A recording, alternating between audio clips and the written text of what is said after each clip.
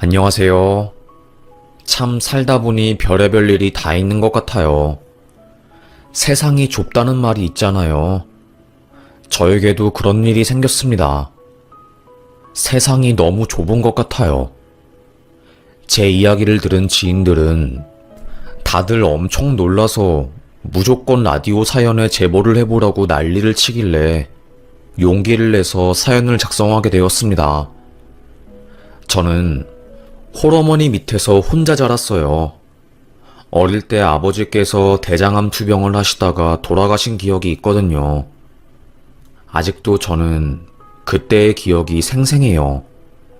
아산병원에서 아빠의 호흡기에 긴 호스기가 달려있고 저는 그 옆에 있는 간이의자에 앉아서 쌕쌕거리며 숨을 쉬는 아빠를 바라보며 눈물을 흘렸던 순간이요. 삐삐삐 소리와 함께 갑자기 아빠의 심호흡이 느려졌고 간호사와 의사들이 한꺼번에 달려와서 아빠를 살리려고 애를 썼지만 결국 실패하게 되었습니다. 대성통곡을 하며 울었던 것 같아요. 그때 제 나이가 초등학교 저학년이었으니까요. 아빠의 죽음은 저에게 너무나도 큰일이었습니다. 엄마도 그날 이후로 저를 더 아껴주셨던 것 같아요. 아무래도 가족이 저희 둘밖에 남지 않았으니까요. 서로에게 서로는 너무나도 소중한 존재였습니다.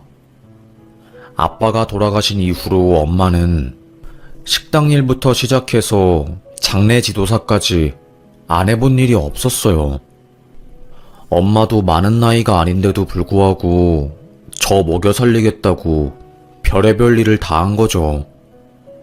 그러다가 기존에 살고 있던 집주인이 월세를 올려달라고 요구를 한 겁니다. 어쩌죠? 저희가 지금 형편이 너무너무 힘들어서 바로 월세를 올려드릴 수는 없을 것 같은데. 돈이 없으면 짐을 빼든가. 이게 뭐 하는 짓이에요? 주변에 집값 다 올라가서 월세 배로 왔는데 우리네는 그쪽 배려하느라 몇 년간 월세 동결했잖아요. 더 이상은 우리도 안 돼요. 고개를 푹 숙이며 우울해하는 엄마의 모습을 한없이 그저 바라만 볼 뿐이었어요. 그로부터 며칠 뒤 갑자기 엄마가 제 손을 잡고 우리 다른 집으로 이사 가자. 대신 다른 가족이랑 같이 살아야 하는데 괜찮아? 난 괜찮아. 엄마랑 헤어지지만 않을 수 있으면 어디로 가든 상관없어. 알고 보니 엄마는 한 가정의 가정부로 취업을 한 거였어요. 으리으리한 부잣집이었고 단독주택 옆에 있는 아주 작은 창고 같은 곳에서 저와 엄마가 거주할 수 있게 배려를 해준 거였어요. 거의 24시간 엄마는 그 집에 붙어 있는 거니까 식모나 다름이 없었죠. 그 집안은 아버지와 딸이 같이 사는 집안이었습니다.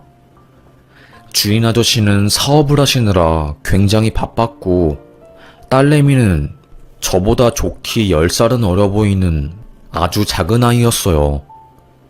나이는 어리지만 어릴 때부터 오냐오냐 커서 그런지 아주 고집이 장난이 아니었습니다. 미운 7살이라는 말이 딱 알맞았어요. 저를 보자마자 내 꼬붕이다. 너 앞으로 내 꼬붕인 거지? 반말을 하더라고요. 주인 아저씨는 너 언니한테 그러면 못 써. 어디서 언니를 보고 꼬붕이라고 그래? 그런 말 하면 절대로 안 되는 거야. 알겠지? 정말 크게 혼날 거야. 그제서야 그 아이는 풀이 죽더라고요. 하지만 쉽게 고집을 꺾는 아이가 아니었습니다. 제가 창고에 혼자 누워서 책을 읽고 있었어요. 그런데 그 애는 그 모습이 너무나도 꼴보기 싫었나 봐요. 갑자기 성큼성큼 걸어와서 제 책을 전부 다 찢어놓는 겁니다. 너 뭐 하는 짓이야? 왜 남의 물건을 다 망가뜨려? 아무리 그래도 이러면 안 되는 거야. 정말로 혼나고 싶어? 언니, 나 혼낼 수 있겠어? 언니네 엄마는 우리 아빠 때문에 먹고 사는 거 아니야? 혼내봐. 내가 가만히 있을 것 같아? 아빠한테 다 이르러 갈 거야.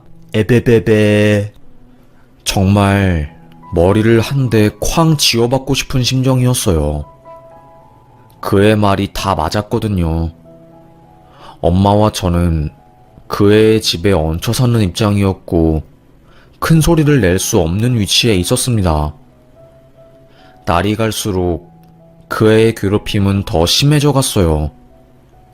아주 꼬마가 한 행동이라고는 믿을 수 없을 정도로 영악하고 치밀했습니다. 저보고 야, 너 할 거 없지? 나 일기 써야 하는데 내 일기 좀 대신 써줘. 일기장을 내 얼굴에 팍 던지고 가더라고요. 바보처럼 저는 그 일기를 안 써주면 괜히 엄마한테 피해가 갈까봐 어린아이인 척하고 일기를 써주었습니다. 하루는 너무 괘씸해서 일기장에 짜증이 난다고 막 글을 썼어요. 누가 봐도 대필인 것처럼 보이게요. 그 다음날 집안이 발칵 뒤집힌 거죠. 그 애 초등학교 선생님이 주인 아저씨에게 연락을 한 겁니다. 채연이가 일기를 다른 사람한테 쓰라고 시키는 것 같아요. 계속 이래왔던 것 같은데 아무래도 아버님이 아셔야 할 것 같아서. 그날 저녁 집은 완전히 발칵 뒤집혔습니다. 주인 아저씨는 고래고래 소리를 질렀어요. 설채연, 너 지금 뭐 하는 거야? 언니한테 지금까지 계속 숙제 맡겼어? 아니야, 내가 그런 거 아니야. 그냥 저 언니가 나보고 일기 써준다고 해서 그런 거라고. 나는 억울하다고. 뻔뻔하게 그 아이는 거짓말을 하더라고요. 저는 아무 말도 하지 않고 먼 산을 바라보았습니다. 유진아, 소유진, 네가 솔직하게 말해봐. 얘가 너한테 일기 쓰라고 시킨 건 맞지? 채연이는 저를 힘껏 째려보고 있었어요. 마치 진실대로 말하면 죽여버리겠다는 매서운 눈빛이었죠. 저는 고개를 숙이고 아무 말도 하지 못했습니다. 아저씨는 대충 눈치를 챈 거죠. 마당에서 회초리를 가져와서 채연이의 종아리를 힘껏 내리쳤습니다. 아빠가 말했지. 다른 사람들 괴롭히지 말라고.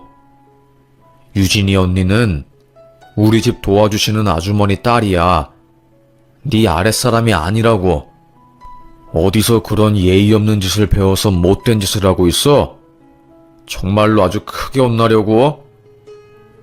채연이는 앙앙 울었습니다. 저를 미친 듯이 째려보더라고요. 그날 이후로 그 아이는 저에게 그 어떠한 것도 시키지 않았어요. 저를 괴롭히는 것도 없어졌고요. 하지만 썰렁한 공기 때문에 집안에 있는 게 어색했습니다. 그걸 눈치챈 엄마도 저에게 딱 1년만 여기서 더 일하고 나가자, 유진아. 엄마가 미안해. 그리고 여기만큼 편하게 일하고 돈 받을 수 있는 것도 없으니까 조금만 더 버텨서 전세자금 만들어 나가자. 저는 시간이 흐르길 기다리고 또 기다렸습니다. 그러던 도중에 아저씨의 할머니네로 모두가 여행을 가게 되었어요. 그의 입장에서는 친할머니네 집에 가게 된 거죠. 저희 가족은 빈집을 지키려고 했는데 주인 아저씨께서 그쪽 근처에 저희 집 별장도 있으니까 같이 가서 쉬고 오세요. 그리고 저는 거기 가서도 일을 계속해야 할 것 같아서 아이 케어해줄 사람이 필요합니다, 아주머니. 그래서 저와 엄마도 그곳을 따라가게 되었습니다. 여름철 장마 기간이라서 계곡물이 한참 부른 상황이었어요. 아마도 아실 분들은 아실 거예요. 계곡에 물이 한번 불면 어마무시하게 불어난다는 것을요. 고요해 보이는 계곡이었지만 언제 어디서 물이 쏟아져 내려올지 모르는 상황이었습니다. 동네 사람들은 외부인들에게 산 위에서 물이 떨어지면 계곡에 있는 사람들 쓸려 내려가 죽는 것은 한순간이니까 오늘은 절대로 계곡에 가지 마세요. 알겠죠? 신신당부를 했어요. 저는 그 소리를 듣고 알겠다고 했죠. 엄마도 저에게 비 온 다음 날에 계곡 가는 거 절대로 아니야. 오늘은 그냥 오두막에서 수박이랑 옥수수 먹으면서 쉬어. 알겠어. 나도 물 무서워서 가기 싫어. 절대로 계곡을 가지 않으려고 마음을 먹었습니다. 그런데 문제는 채연이었어요. 채연이 그 녀석은 어른들 말은 절대로 듣지 않으려고 하거든요. 고집도 세고 완전히 청개구리였습니다. 할머니, 계곡에 가면 왜 안 되는데? 아니, 지금은 잔잔해 보이잖아. 문제 없잖아. 새끼, 이 녀석이 혼날라고. 가지 말라면 가지 말라는 거야. 계곡 무서운 줄 모르고 노는 사람들 때문에 매년 한 명씩 죽는다니까. 호통을 치셨습니다. 유진아, 네가 채연이 책임지고 보살펴라. 애가 워낙에 고집이 세서 어디로 튈지 모르니까. 알겠지? 알겠어요, 할머니. 저는 채연이를 졸졸 따라다녔어요. 안 그래도 저희 둘이 사이가 안 좋은데 제가 채연이를 따라다니려니 어색했습니다. 따라오지 마. 나 계곡 안 간다고. 불편해 죽겠네, 진짜. 이 뒷산에서 그냥 가만히 놀면 될 거 아니야. 한 번만 더 따라오면 나 진짜 가만히 안 있어. 저에게 돌멩이를 던지며 저리 가라고 소리를 치더군요. 할 말이 없었습니다. 저도 신경질이 팍 나더라고요. 그래, 너 알아서 해. 내가 네 종도 아니고 짜증난다. 네 인생 네가 알아서 살아. 속이 상한 저는 숲으로 들어갔어요. 거기서 엉엉 울었던 것 같아요. 나보다 나이도 어린 애한테 맨날 욕먹고 눈치 보고 그런 삶이 서럽더라고요. 돈이 없는 게 이렇게 힘든 일인 줄은 꿈에도 몰랐습니다. 펑펑 울다가 갑자기 이상한 느낌이 들더라고요. 저도 모르게 냇가 쪽으로 뛰어갔습니다. 그런데 계곡 근처에서 채연이가 오리 장난감으로 놀고 있더라고요. 야, 거기 들어가면 안 돼. 메롱, 난 들어갈 거지롱. 저를 약 올리겠다고 채연이가 계곡 안으로 들어간 거예요. 그때까지만 해도 수위가 괜찮았어요. 저는 막 돌멩이 사이를 내려오면서 채연이를 잡으려고 했습니다. 그런데 그때 산 윗기슭에서 물이 폭포처럼 내려오는 거였어요. 한순간에 돌멩이들 사이로 물이 쏟아졌고 채연이는 으악 소리를 내면서 몸이 굳어버렸습니다. 그때 든 생각은 설채연을 살려야겠다. 이 생각 하나뿐이었어요. 만약에 걔가 물에 빠져서 죽으면 저뿐만 아니라 우리 엄마 인생도 끝장나는 거니까요. 수영도 못하는 저는 계곡에 퐁당 빠져들었고요. 물을 잔뜩 먹으며 채연이를 번쩍 들어 올렸습니다. 그리고는 큰 바위 위에 올려놓았어요.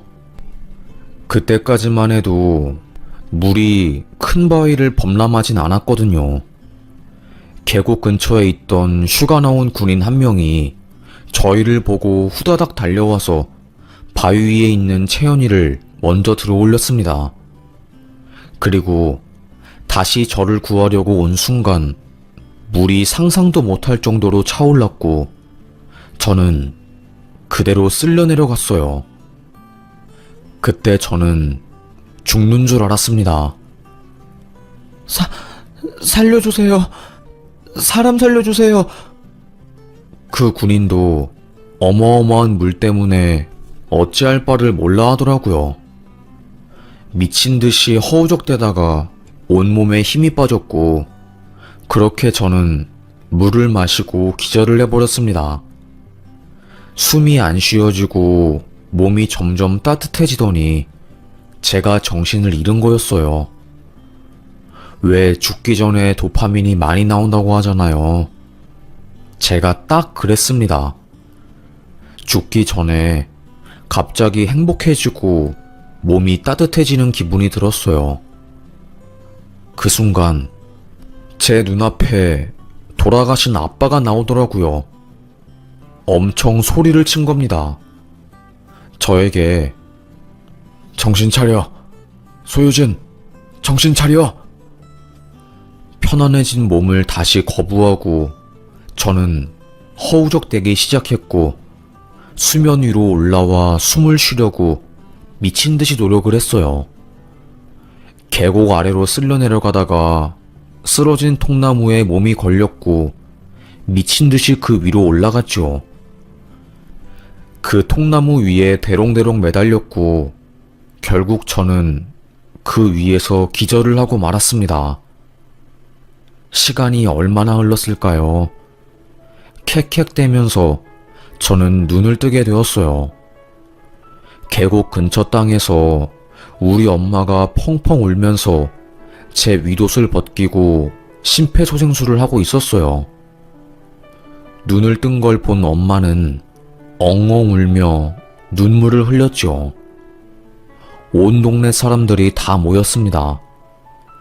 채연이는 저 멀리서 잔뜩 겁에 질려 저를 쳐다보고 있더라고요. 뒤늦게 소식을 듣고 달려온 아저씨도 저를 보면서 울었고요. 동네 사람들은 사람 죽을 뻔했어. 정말로 사람 죽을 뻔했어. 그러게 계곡에 들어가면 안 된다니까. 왜 말을 안 들어가지고 지 목숨을 지가 버리고 있어. 다들 제 흉을 보고 있었어요. 그러다가 그 옆에서 걱정스러운 눈빛으로 저를 보고 있었던 군인이 그 말을 듣고 화가 나서 소리를 지르더라고요. 죽을 뻔했던 애한테 못하는 말이 없어요? 제가 계속 지켜봤는데 이 여자애 계곡에 놀러 들어간 거 아니에요. 저 꼬맹이가 계곡에서 놀다가 갑자기 물이 차오르길래 산 위에 있다가 내려와서 목숨 던져서 여자애 살린 거라고요. 욕하지 마세요.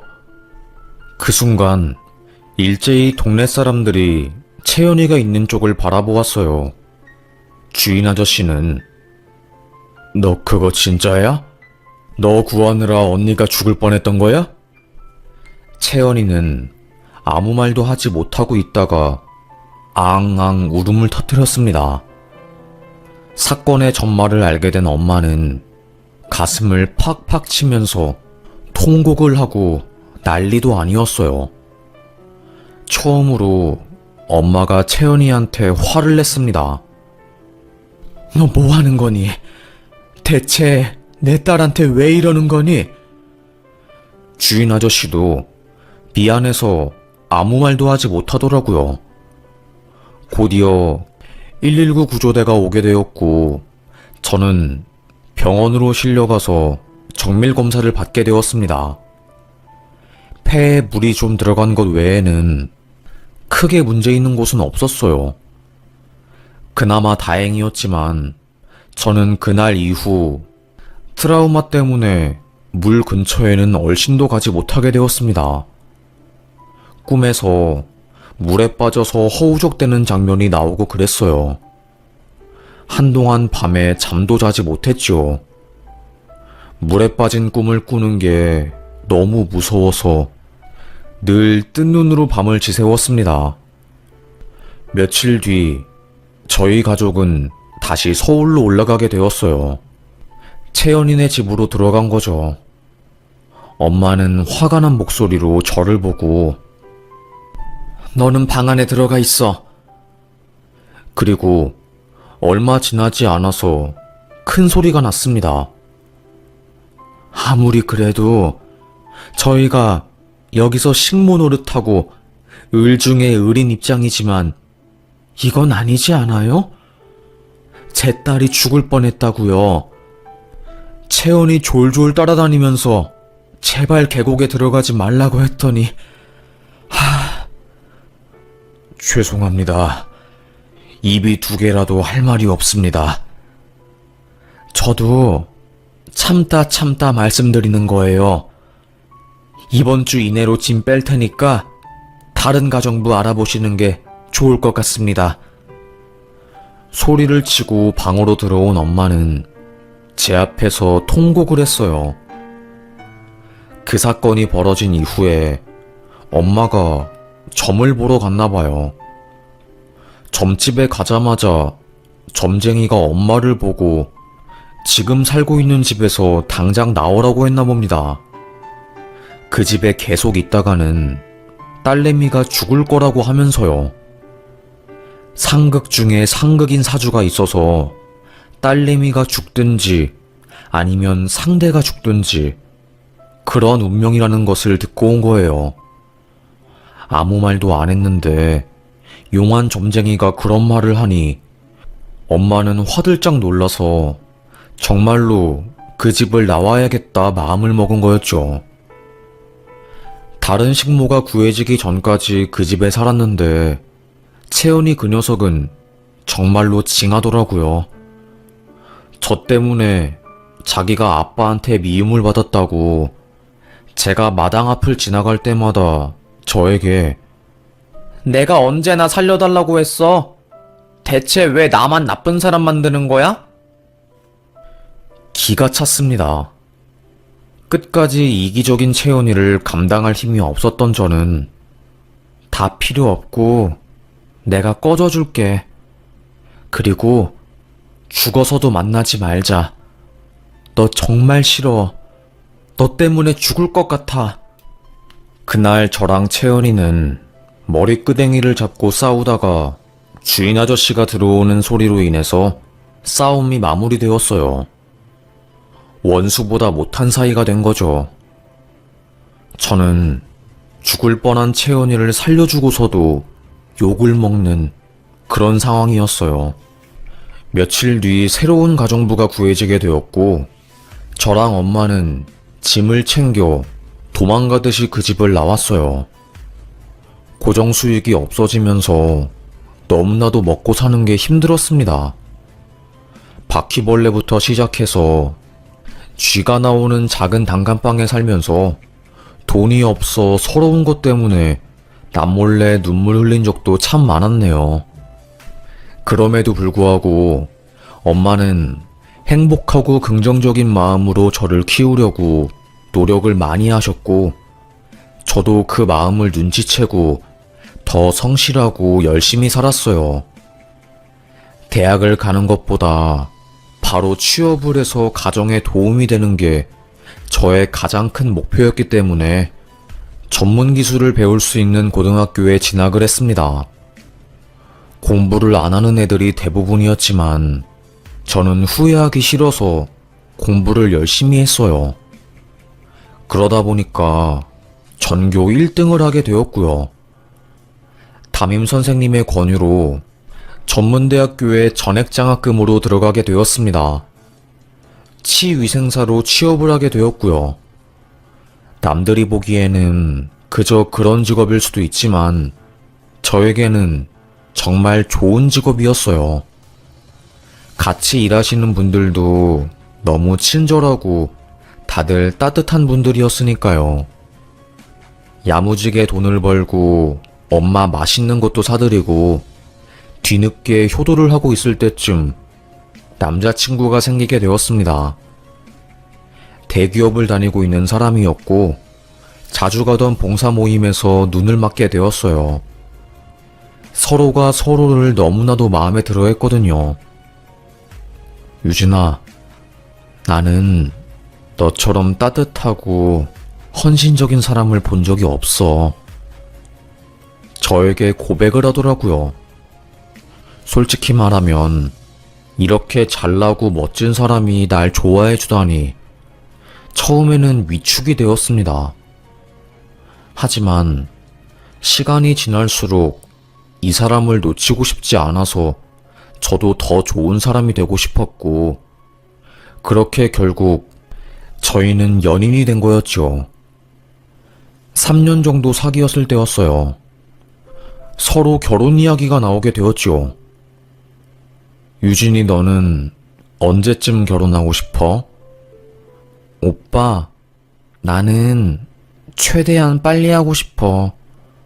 어릴 때 아빠 여의고 나서 엄마랑 나랑 둘이서 가정을 지켜나갔는데 정말로 죽을 만큼 너무너무 힘들었거든. 이런 진지한 이야기를 나누다가 서로 결혼 이야기가 나오게 되었고 저는 청혼받게 되었어요. 은하수가 하늘에 박힌 것 같은 아름다운 호텔 라운지에서 꽃다발과 함께 청혼을 받은 거였죠. 난 너 평생 동안 행복하게 해줄 거야. 그러니까 나랑 결혼해 줄래? 얼마나 감동이었는지 모릅니다. 그 이야기를 들은 순간 이제 제 인생에서 꽃길만 펼쳐질 줄 알았어요. 근데 아니더라고요. 생각도 못한 일이 펼쳐졌습니다. 자기야, 사실 우리 가족이 재혼 가족이야. 엄마랑 아버지가 어릴 때 이혼하시고 8년 전에 엄마가 재혼했어. 그래서 나한테 여동생이 한 명 있거든. 되게 조심스럽게 저에게 고백을 하는 겁니다. 그런데 그거 저에게는 별로 문제가 되지 않았어요. 요즘에는 이혼 많이 하시고 재혼도 많이 하잖아요. 그렇게 큰 마음 먹고 말할 문제는 아닌데 오빠? 나한테 재혼 과정은 문제되지 않아. 그러니까 미안해하지 마. 저는 엄마에게 결혼하고 싶은 사람이 생겼다고 고백을 했어요. 그리고 오빠도 부모님에게 결혼하고 싶은 사람이 있다며 저에 대해서 이야기를 한 겁니다. 그쪽 집안에서는 반대가 심했다고 하더라고요. 아무래도 제 직업이 치위생사니까 직업적으로 잘난 게 없으니 반대를 했더라고요. 이해가 되는 부분이라서 딱히 속상하거나 그런 건 없었습니다. 다만 아가씨 될 사람이 치대를 다니고 있다고 해서 약간 눈치 보이는 게 있었어요. 아무래도 사회적으로 치위생사보다는 치과의사가 더 대접을 받으니까요. 그래도 남자친구가 완강하게 이 여자랑 결혼을 할 거라고 말해준 덕에 결혼 허락은 받게 되었습니다. 시어머님 되실 분을 먼저 만났어요. 그래도 참 좋으신 분 같았습니다. 제 이야기를 듣고서는 사돈이 정말 고생 많이 했을 것 같네. 여자 혼자 애 키우는 게 쉬운 일은 아닌데 대단해라. 아이고. 네네. 엄마가 고생이 많으셨어요. 아무래도 일도 하면서 저 키우느라 마음고생도 하셨거든요. 따뜻한 분이신 것 같았습니다. 엄마와 저를 이해해 주시고 있는 그대로 바라봐 주셨으니까요. 상견례 날짜를 잡고 두근두근 하는 마음으로 관리를 시작했습니다. 엄마한테 이쁜 옷 한 벌 사드리려고 백화점도 가고 나름대로 준비를 많이 했죠. 대망의 기다리고 기다렸던 상견례 하는 날이 왔어요. 호텔 근처에 있는 고급 유명 한정식당 룸을 예약했습니다. 상견례를 많이 하는 곳으로 유명했죠. 먼저 도착해서 방에 들어가 있었어요. 엄마랑 제가요. 얼마 지나지 않아 남자친구와 시어머니 그리고 아가씨가 도착했습니다. 아버님은 일 때문에 늦게 도착한다고 하더라고요. 그런데 아가씨 얼굴이 보면 볼수록 익숙하더라고요. 소소하게 간단한 이야기를 나누고 있다가 갑자기 아가씨가 저에게 치위생사예요? 그래서 가방 짝퉁으로 들고 있는 건가? 제가 나름 꾸민다고 명품 가방을 들고 갔거든요. 그 가방은 제가 산 게 아니라 엄마의 엄마가 혼수로 받은 귀한 명품 가방이었습니다. 그걸 엄마가 저에게 물려준 거였고요. 갑자기 얼굴이 붉어지면서 화가 나더라고요. 치대생인 아가씨는 그때부터 저를 무시하기 시작했습니다. 요즘은 돈도 못 버는 것들이 분수에 안 맞게 개나 소나 비싼 가방 들고 다녀서 문제라니까? 정말로 왜 그러는지 모르겠어. 인생을 그렇게 살면 안 되는 건데. 그치? 시어머니가 아가씨에게 눈치를 줬어요. 하지만 지 멋대로 인생을 사는 아가씨는 분수도 없이 제 면전에서 치위생사 직업을 까내리더라고요. 화가 난 엄마가 저에게 귓속말로 그 누구니 채연이 닮은 것이 아주 행동도 설채연이랑 똑같이 하는구나. 거의 20여 년 전에 악연 중에 악연이었던 설채연이 생각나더라고요. 엄마도 마찬가지였던 겁니다. 저희 둘 다 민망하고 머쓱한 상태로 아버님이 올 때까지 기다리고 있었습니다. 남자친구도 어찌할 바를 모르고 곤란해했고요. 아무래도 친동생이 아니다 보니까 어머님이랑 오빠 둘 다 큰 소리를 내지 못했던 것 같아요. 곧이어 아버님이 상견례장에 들어온 순간 저와 엄마는 두 눈을 의심했습니다. 상견례장에 들어온 아버님, 그러니까 저에게는 시아버님 되실 분이 너무나도 익숙했기 때문이었어요. 그때 깜짝 놀란 아버님이 우리 엄마에게 납작 엎드려서 인사를 하더라고요.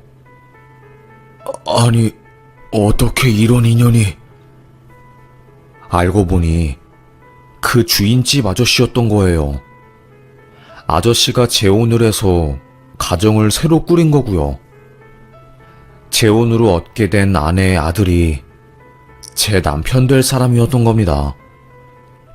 밖에서 구두를 갈아 신으며 아가씨가 저에게 한 말들을 다 들은 아버님은 손으로 아가씨 뒤통수를 확 쳤어요. 너 기억 안 나? 정말로 이런 식으로 할 거야? 너 살려준 언니잖아. 유진이 언니. 그 순간 아가씨는 눈이 튀어나올 것처럼 놀라더라고요. 아무래도 저와 그 애는 너무나도 어릴 때 만났었고 거의 20여 년이 흐른 상태라 서로를 알아보지 못했던 거였어요. 얼굴이 많이 변했으니까요. 반면에 주인집 아저씨는 알아볼 수 있었지요. 그제서야 저는 아직도 남 까내리고 비난하면서 사는 거니? 그 버릇 여전하구나. 저에게 아무 말도 못하더라고요. 주인 아저씨는 너 정말로 언제 그 성격 고칠 거니? 내가 창피해서 살 수가 없구나. 유진아, 정말 미안하다. 너에게 마음의 빚만 지는구나 계속. 주인 아저씨는 고개를 조아리면서 저에게 사과를 했습니다. 그리고 채연이 뒤통수를 팍 밀치면서 강제로 우리 엄마와 저에게 사과를 시켰어요. 자존심 상한 그 아이는 상견례장을 박차고 나가려고 하다가 아버님한테 붙잡혔고 계속 풀이 죽은 채로 상견례장에 앉아 있었네요. 엄마는 이야기했습니다. 죄송하지만 저는 이 결혼 못 시킬 것 같습니다. 저희 딸이 채연이 때문에 죽을 뻔한 걸 생각하면 아직도 치가 떨려서요. 시댁 식구들은 완전히 패닉이 되었죠. 남자친구는 여동생에게 원망의 눈초리를 보냈고요. 워낙에 단호했던 엄마의 입장 때문에 상견례는 빨리 끝나게 되었고 집에 가자마자 엄마가 나는 절대로 그 집안에 너 시집 못 보낸다. 다른 사람도 아니고 사주상으로 상극 중에 상극인 채연이와 가족이 될 순 없어. 엄마의 말이 틀린 건 아니었어요. 하지만 남자친구와 헤어지기에는 제가 너무 힘들었습니다. 하지만 남친보다 엄마가 더 소중했고 제 자신이 더 소중했기 때문에 저는 엄마의 말을 따랐어요. 남자친구는 여동생에게 난리를 쳤다고 하더라고요. 네가 뭔데? 네 때문에 내 결혼 개판 났잖아. 공부 잘하고 치대 들어갔다고 콧대 높았던 그 아이는 결국 집안에서 완전히 눈엣가시가 되었다고 하더라고요. 그렇게 저는 결혼을 할 뻔하다가 어그러지게 되었고 결국에 파혼하게 되었습니다. 너무나도 사랑하는 사람이었지만 제가 힘든 길은 선택하지 않으려고 했어요. 아무래도 결혼은 현실이었으니까요. 처음에는 죽을 듯이 힘들더라고요. 그 아이 때문에 또 내 인생이 힘들어지는구나 하고요. 정말 나는 그 아이와 죽을 때까지 엮이는 운명인 건가 하는 생각에 밤잠을 못 이루었습니다. 하지만 시간이 흐르니 상처는 옅어지더라고요. 그리고 다시 저에게도 좋은 사람이 다가오게 되었습니다. 너무 행복했어요. 그 사람과 하루하루를 지내다 보니까 점점 다시 결혼을 하고 싶다는 마음을 먹게 되었고 4년간의 교제 끝에 결혼식을 올리게 되었습니다. 행복하게 아이를 낳고 평안한 가정을 꾸리고 있을 때쯤 알게 된 사실이 있었어요. 저를 괴롭혔던 그 채연이라는 아이는 속도 위반으로 결혼을 했다고 하더라고요. 클럽에서 만난 남자친구였대요.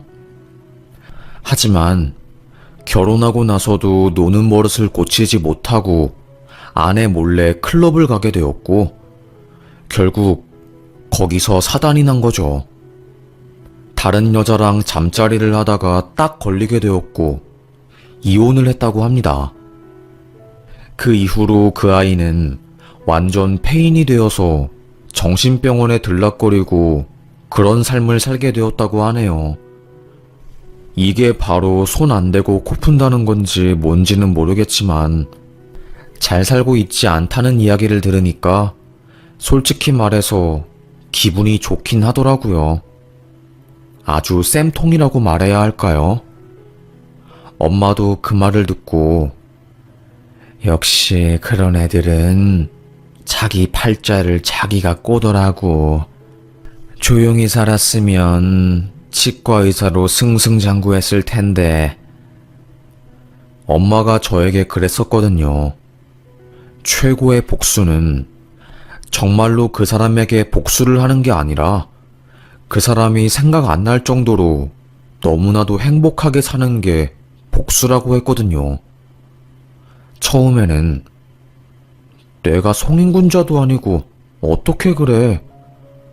라고 하면서 그 말을 이해하지 못했는데 이제 좀 알 것 같습니다. 내가 행복한 게 최고의 복수인 것 같아요. 아픈 기억은 훌훌 털어버리고 이제는 행복하게 남은 인생 살아보려고 합니다. 하루하루 쉽지 않은 인생이지만 이 또한 경험이고 추억이겠지요. 지금은 너무나도 좋네요. 그럼 저의 이야기를 들어주셔서 감사합니다. 요즘 날이 추우니 몸 따뜻하게 잘 챙기세요. 감기 걸리면 큰일이니까요. 저는 여기서 사연 마치겠습니다. 감사합니다.